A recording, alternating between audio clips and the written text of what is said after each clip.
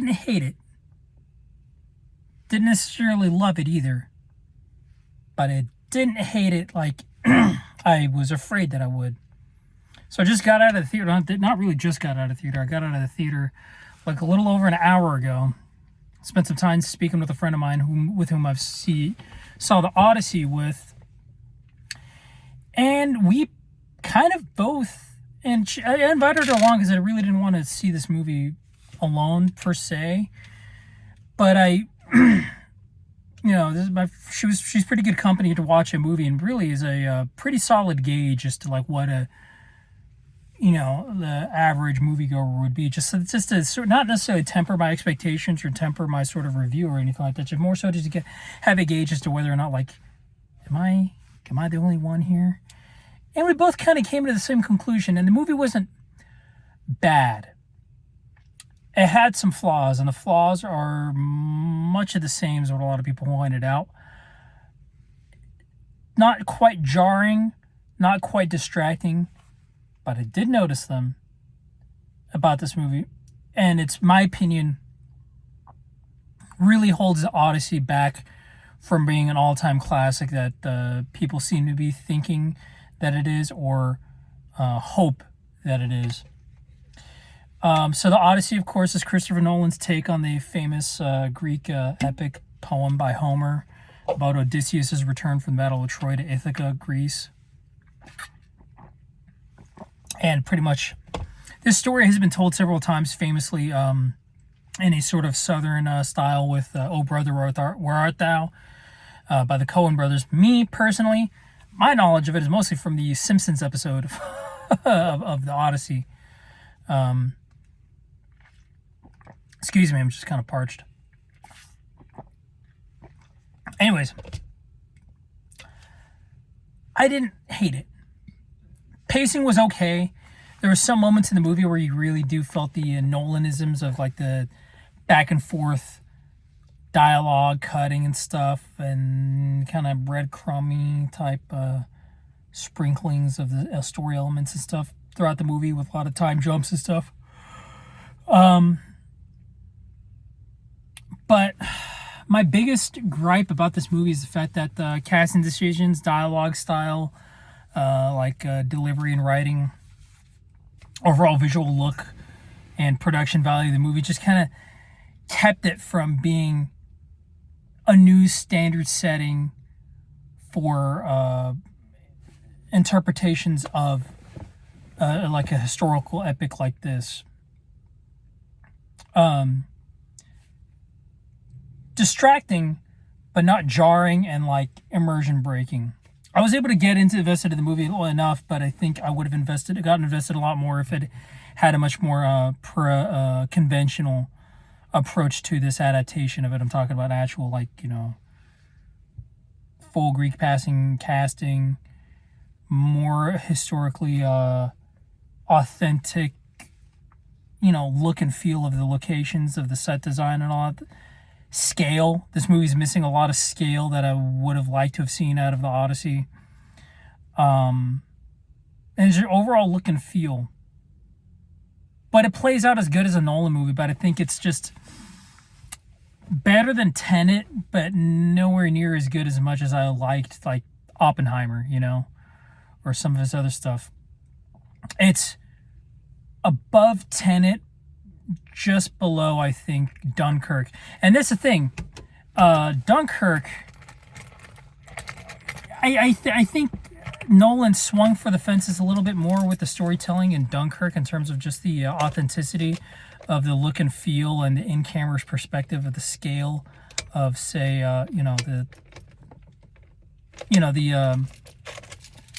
sorry, hang on, the light just died. There we go.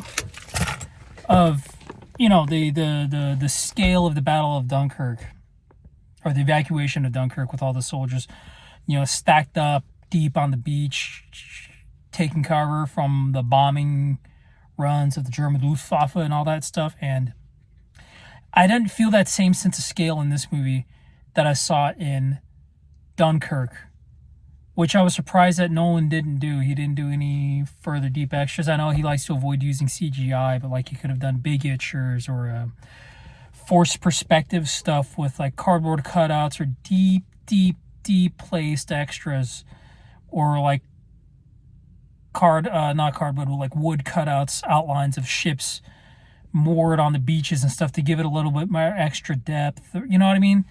I got to be honest, this movie didn't feel quite as epic as the 2004 film Troy, nor did it feel as true to the period.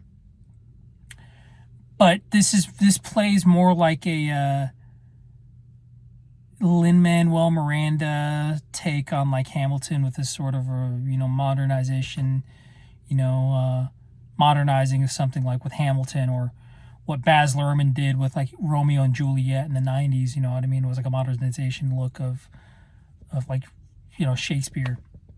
That's the impression that I got with the Odyssey. I didn't hate it. And again, the movie ran long. It was dense, so it felt longer than it actually was. Because I checked my watch when the movie ended, and it was like shy of 3 hours. So I wasn't checking my watch. So it felt dense in that regard, and the pacing was good. And it pulled me in enough to where I found the story engaging enough. So that's what I got to take away with it. But I wasn't checked out of the movie at all. But I know that there's some hang-ups and elements of the movie that took away from it, that really held it back from being a true classic. Because honestly, what I was hoping for Nolan to do would be using his access and storytelling techniques and filmmaking knowledge, and do a proper epic in-camera for real production of a sword and sandals epic like we saw back in the 50s and 60s, with like your Spartacus, or your Ben-Hur, stuff like that, like basically knowing what we know about film production and set construction and all that, and filmmaking and special effects and everything, and then historical knowledge. I would have expected him to swing for the fences with that authenticity of real actual extras and stuff like that. And that just didn't seem that kind of grand. And I'm not sure if that's what it was going for, and it was just more for just like a personal story between, Odysseus' return to Ithaca or not. And, excuse me. I'm hoping to discuss it on another collaboration, but a little with further in depth. But the movie's storytelling and messaging and its theme didn't coalesce until the third act. And then that's when it clicked. And that's when the movie really felt like the message hit. And certain elements of the production came into play, and it made it's like, okay, now I know why they were doing this with this character or the other, and why they were doing it. And somewhat inconsistent throughout the movie. I'm trying to be vague to avoid spoilers, but it wasn't, it went somewhere. It made a point by the third act, so that's what I appreciated it. So it did have something to say, but it had a lot of Nolanisms, and you'll know when you see it.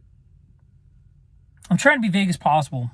Not as vague as possible, but it's just like as spoiler-free as possible. But yeah, casting decisions,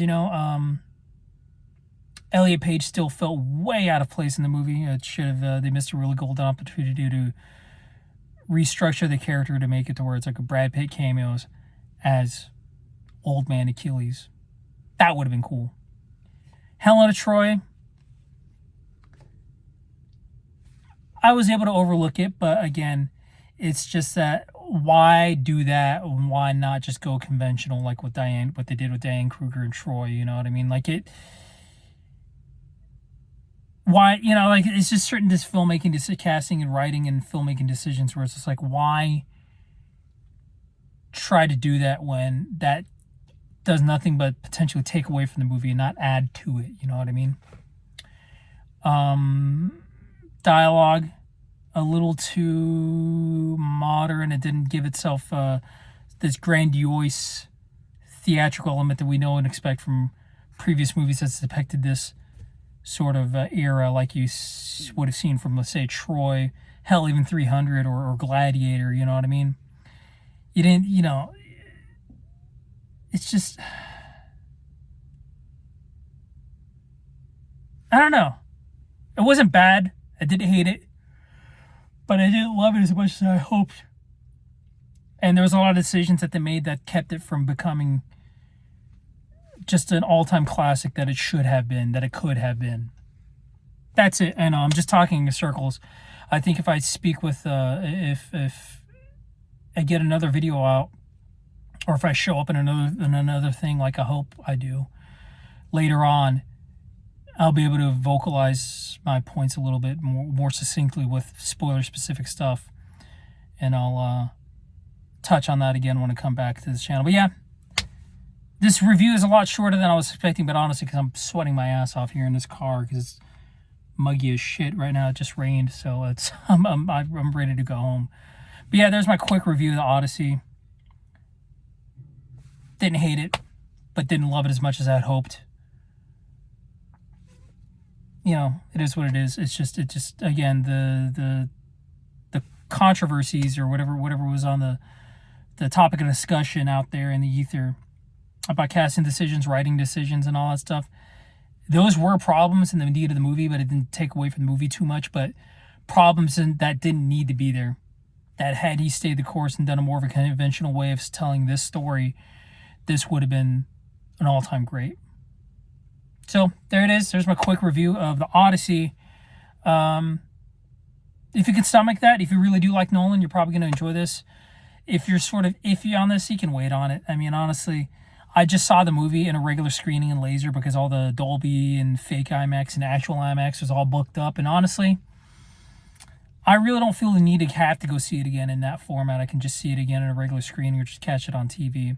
So that's the lower tier. You know, I'm not doing a repeat viewing like I did with Oppenheimer, where I saw it the first time in Dolby and then went out to see it in legit IMAX.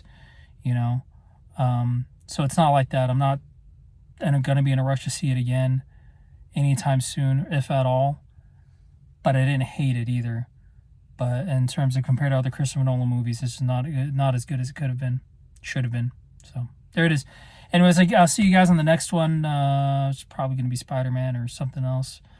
Or maybe Young Washington, who knows. But anyways, thank you for sticking with it. Let me know what you think. If you had the same mindset or not or whatever. But yeah, always eager to see what you guys want to offer. And if you're new to the channel, hey, thanks for tuning in. And hopefully you stick around. Later.